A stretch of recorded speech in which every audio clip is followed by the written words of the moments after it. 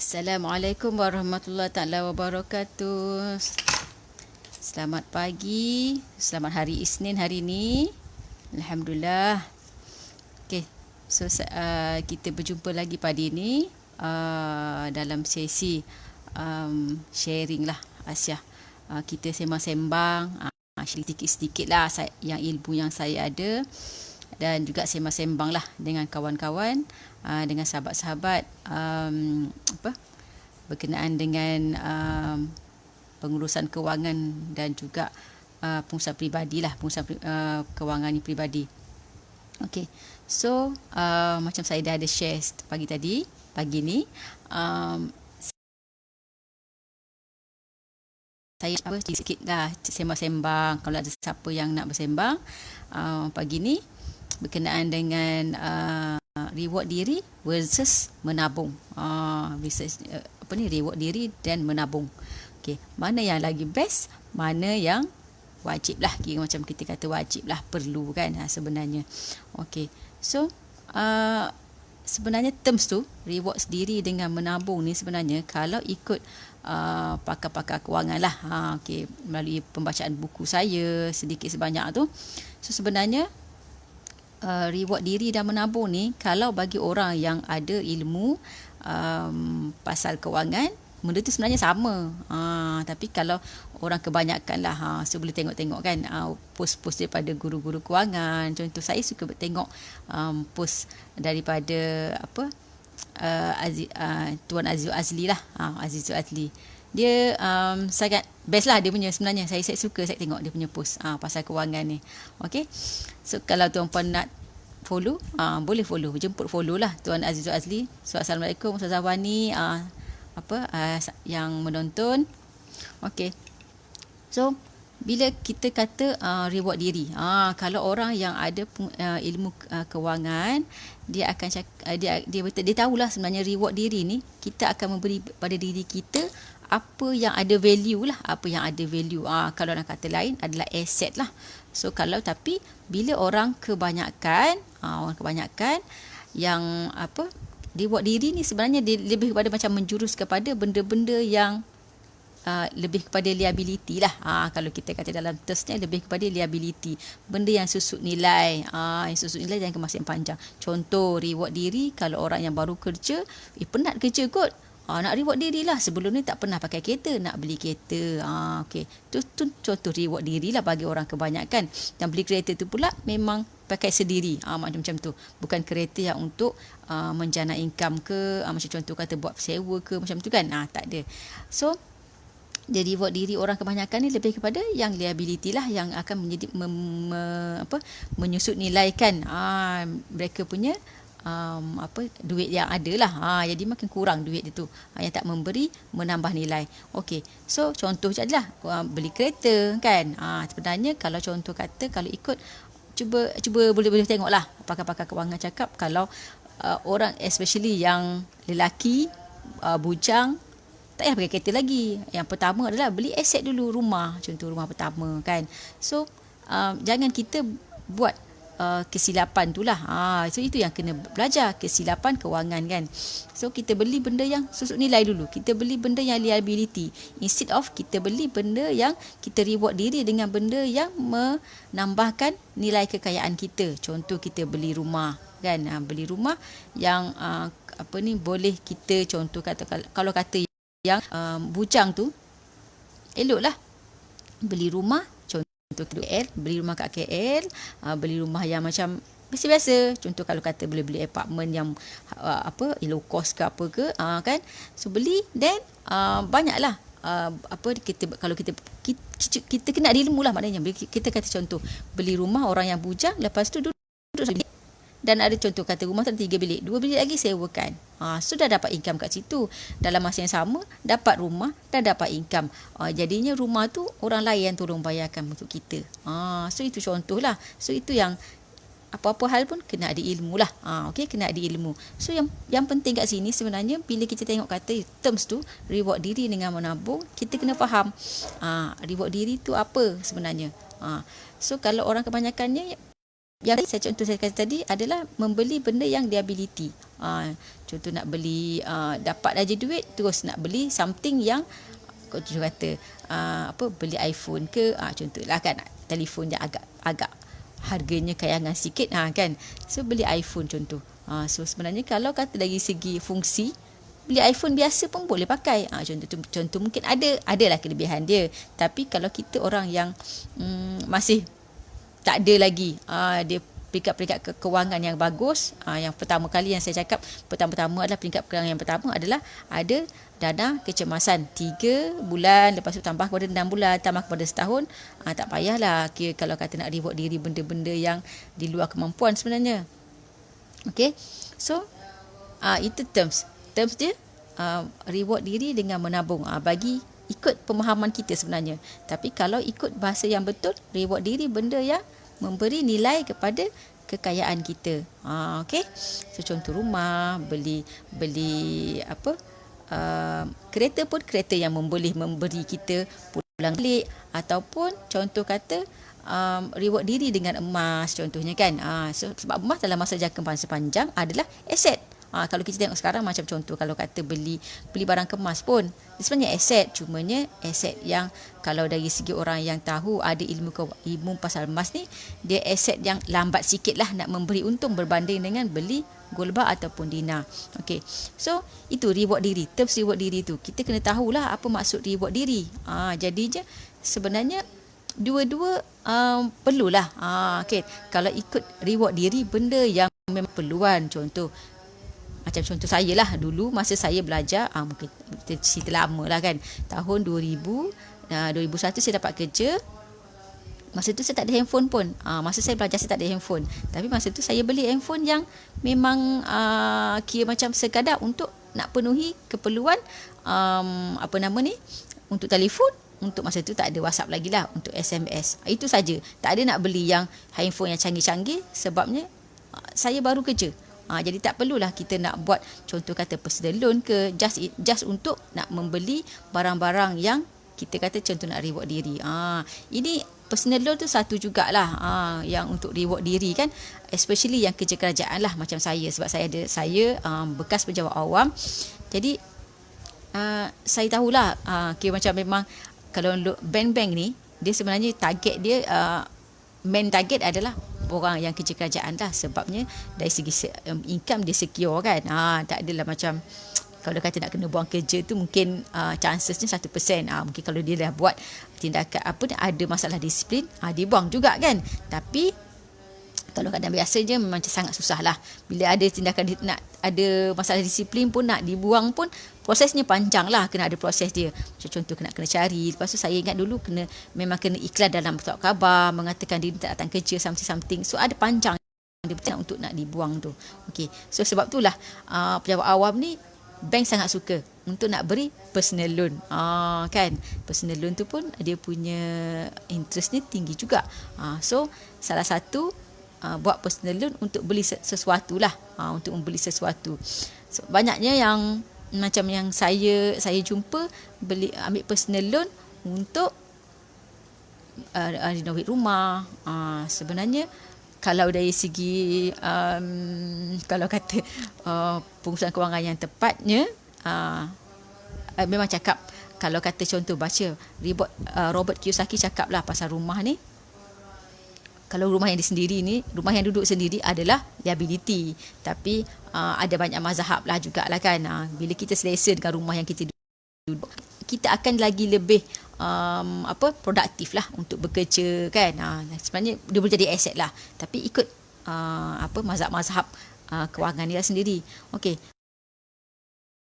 So, itu kata tadi nak renovate rumah. Sedangkan dalam masa yang sama tu dia dah beli rumah, dah ada loan bank, kan, untuk rumah tu sendiri. Contoh katalah 1,500. Lepas tu nak renovate rumah yang high end punya lah, nak buat cantik semua, kan. So ambil lagi loan, ambil personal loan untuk nak tambah lagi kira macam rumah tu punya value lah, kalau kata value konon-konon, kan.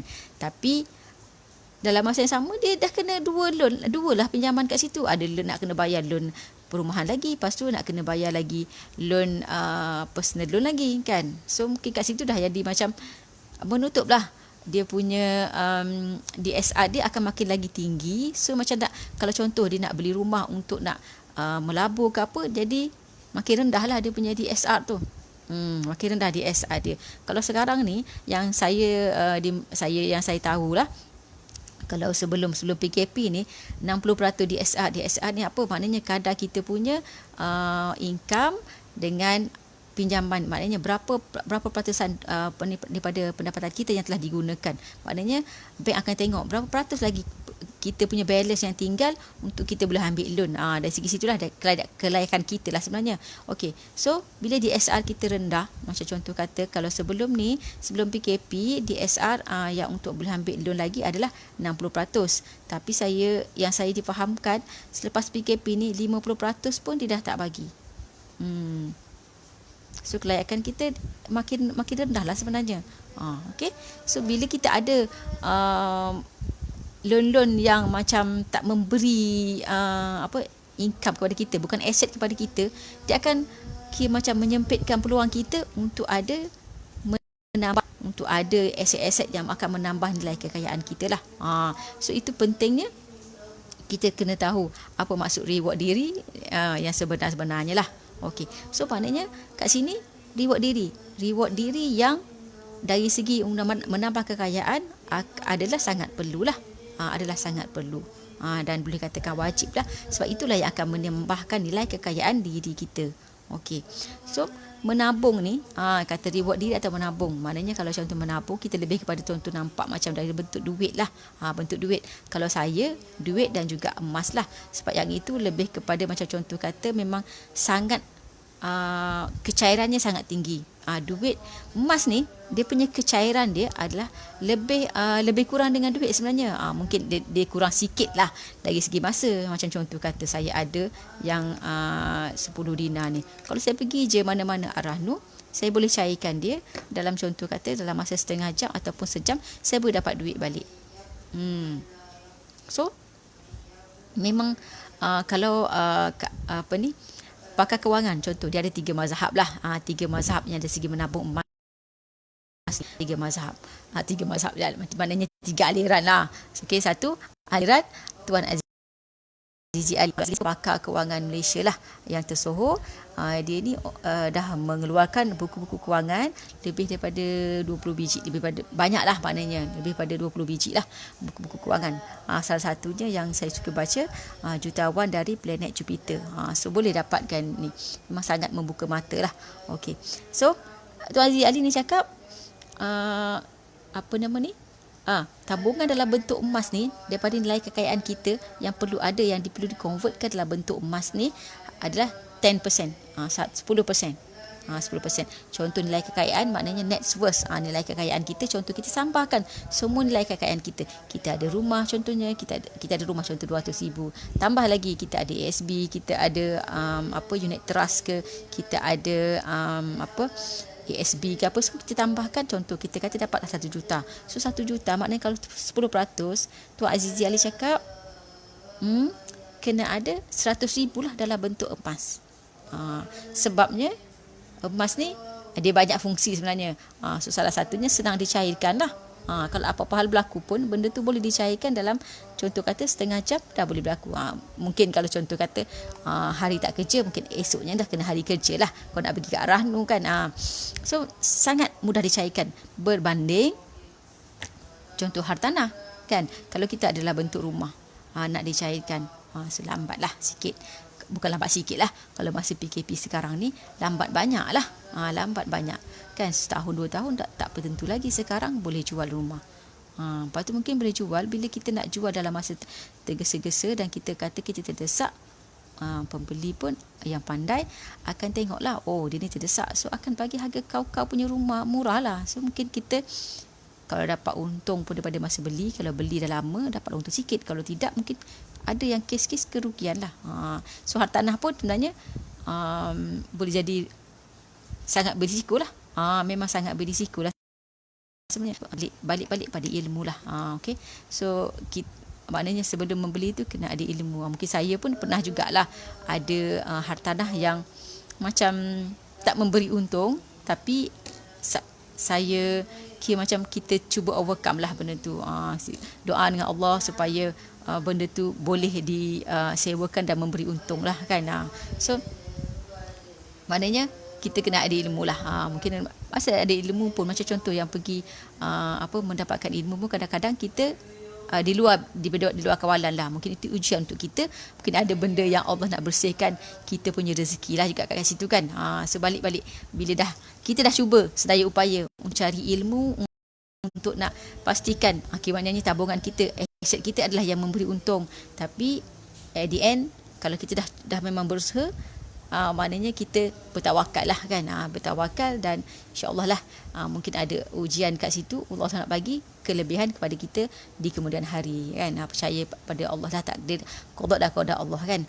Okey, so itu risiko dari segi hartanah. Tapi kalau dari segi tabungan emas ni, risikonya sangat rendah lah. Sangat rendah. Sebab apa saya boleh katakan rendah? Sebab dia ini pun balik pada ilmu jugalah. Sebab bila kita ada tabungan dalam bentuk emas ni, kita boleh ada dua option. Bila kita nak pakai duit balik, sama ada kita nak pajak ataupun kita nak jual. So kalau kita contoh ada kemampuan untuk nak bayar setiap bulan, contoh kata 10,000 kita ambil duit pajakan 10,000, so, contoh 6,000 dalam masa 6 bulan kita kena bayar balik. So kita ada duit untuk nak pajak balik benda tu, jadi kita boleh pajak. Tapi kalau contoh kita dah desak dan kita memang tak ada kemampuan nak bayar balik duit pajakan kita tu, memang disarankan jual sajalah. Sebab nanti kalau kita dah ambil duit tu, memang dah nilai marhum dia rendah kan. Nilai marhumnya rendah lah daripada nilai semasa emas, contoh 70%, 60%. So kalau kita pergi pajak, kita dah kerugian kat situ sikit lah. Sebab nanti at the end kita dah tahu kita tak boleh nak tebus balik, maknanya emas tu akan tergadai. Okay. So kena ada ilmu sedikit kat situ lah. Okay, so nanti mungkin saya boleh share lagi detail lah berkenaan dengan ilmu pajak ataupun emas ni, mana option yang kita boleh guna untuk kita nak dapatkan duit, keadaan macam mana. Okay, so menabung versus reward diri, depends pada kita punya definasi. So kalau kata definasi kita reward diri ni lebih kepada liability, so menabung lah yang perlu. Menabung yang perlu, maknanya kita kena buat tabungan at least sebagai dependent, kupu pertahanan kita dalam kewangan. Kena ada dana kecemasan. Sebab kenapa saya selalu sebut pasal dana kecemasan? Sebabnya 70% daripada rakyat Malaysia dilaporkan dalam report Bank Negara tak ada even 1,000 simpanan. So apatah lagi dana kecemasan yang betul-betul dana kecemasan yang mengikut spek pakar kewangan, iaitu 3 bulan pendapatan ataupun at least 3 bulan perbelanjaan bulanan. 3 bulanan. Yang sebaik-baiknya bila kita ada 3 bulan dalam bentuk wang tunai, lepas tu kita tambah lagi 3 bulan dalam bentuk emas. Sebab apa? Sebab emas tadi yang saya cakap tadi, kecairannya adalah sebaik wang tunai. Lepas tu boleh tambah lagi aset dalam bentuk emas juga lagi 6 bulan, cukupkan 1 tahun. Jadi 1 tahun ni sebenarnya level yang sangat selamat untuk orang yang bekerja sendirilah. Mungkin kalau bekerja makan gaji yang tetap, contoh yang macam kalau kata di zero risiko, lebih boleh kata zero risiko lah kan. Untuk yang kerja penjawat awam 3 bulan dan 3 bulan lagi dalam bentuk emas. Apa-apa boleh berlaku kan. Sebab dekat Greece pun pernah berlaku pesara tak dibayar pensionnya. Apa-apa boleh berlaku kan dekat dunia ni. Okay, so mungkin berlaku inflasi yang sangat tinggi, jadi kita mungkin perlukan wang lah masa tu. Maknanya kita punya pendapatan tak mampu nak cover kita punya perbelanjaan bulanan kat situ. Okay, lagi kalau contoh dana kecemasan ni kan, saya memang sangat suka sarankanlah dana kecemasan ni. Okey, so dana kecemasan ni memang sangat perlu. Banyak keadaan yang kita perlukan dana kecemasan lah. Okey, contohnya Kalau kata contoh tiba-tiba ada kereta kita kan, tiba-tiba ada kecemasan. Kecemasan ni macam mana? Kecemasan yang tiba-tiba je kena langgar belakang ke kan. So mungkin tiba-tiba rosak ke. So tak pernah perlu. Kalau tidak nanti contoh kata yang ada satu kereta saja, nak pergi kerja tak boleh. Kalau contoh ada kereta satu atau ada motor satu, at least boleh pergi kerja dekat motor kan. So tapi kalau macam contoh memang satu tu je lah yang ada kenderaannya, then kita tak ada dana kecemasan. So tak bolehlah nak menggunakan kenderaan untuk pergi kerja lah kalau macam tu. Itu pentingnya lah kena ada dana kecemasan. Contoh pula lagi satu contoh kata tiba-tiba je ada kecemasan nak kena balik kampung. Masa tu kita tak ada dana kecemasan dan duit pun tak ada. Sebab kita memang tak plan nak kena balik kampung contohnya. Dan kampung tu kata contoh memang nak kena pakai minyak kan. Nak balik mana-mana, nak pergi mana-mana pun kena pakai duit minyak. Lepas tu nak kena pakai tol apa semua. Still kena guna duit. Okay. So banyaklah dia punya kegunaan sebenarnya dana kecemasan ni. Contoh kata anak kalau contoh kita tak ada dana kecemasan dan kita pun tak ada dana-dana lain. Contoh anak yang dah besar-besar nak masuk universiti, nak pakai duit untuk nak bayar yuran. Lepas tu nak beli barang-barang untuk nak pergi daftar semua ni. Semua kena pakai duit. Jadi itu yang pentingnya, sangat-sangat penting dana kecemasan. Dan satu lagi, mungkin ada orang yang cakap tak apalah, saya ada keluarga yang boleh bantu saya kalau apa-apa hal. So itu maknanya kita dah ambil peluang pada orang lain dan kita akan, kalau dalam bahasa tak sedapnya, kita akan menyusahkan orang lah.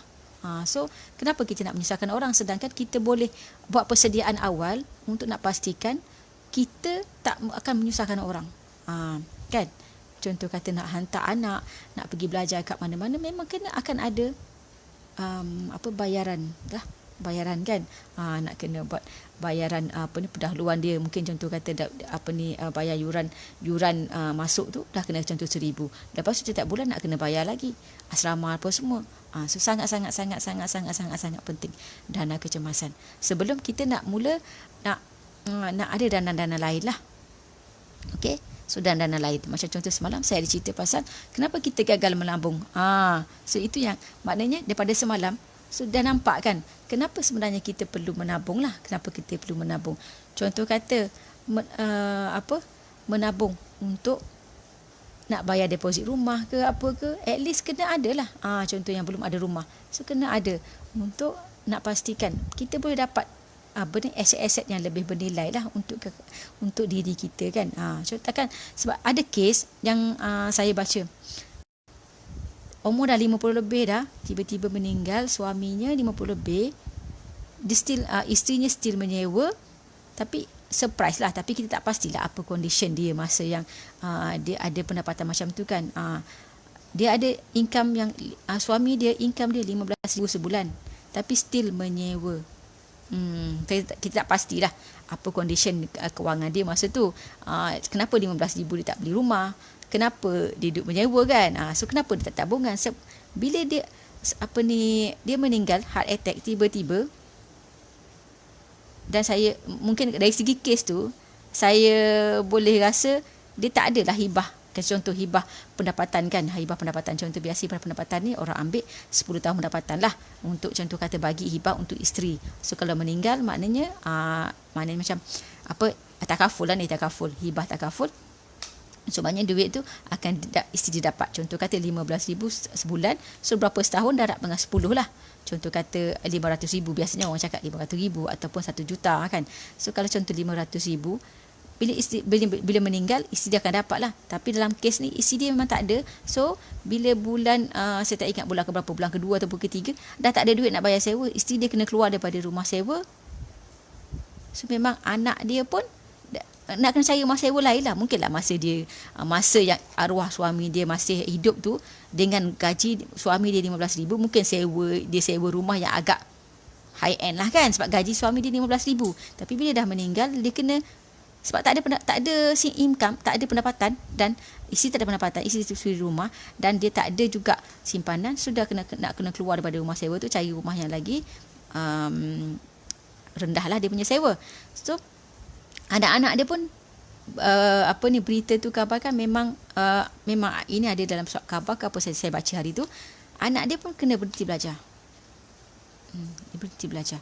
So, orang gaji 15,000 pun, bila dia tak ada tabungan, lebih baik orang yang gaji 1,000 tapi ada tabungan. So at least contoh, dia ada gaji 1,000 dan dia ada tabungan.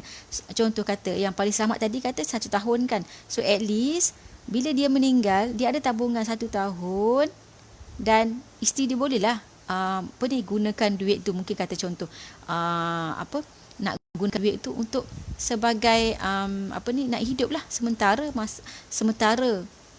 nak proses apa-apalah dia nak proses dia punya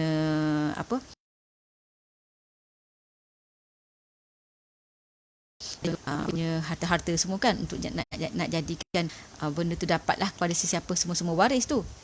So tabungan tu mungkin kalau contoh ni maknanya kena setara lah. Kalau macam tu macamnya setara antara suami dengan isteri lah. So kalau isteri meninggal, maknanya yang akan jadi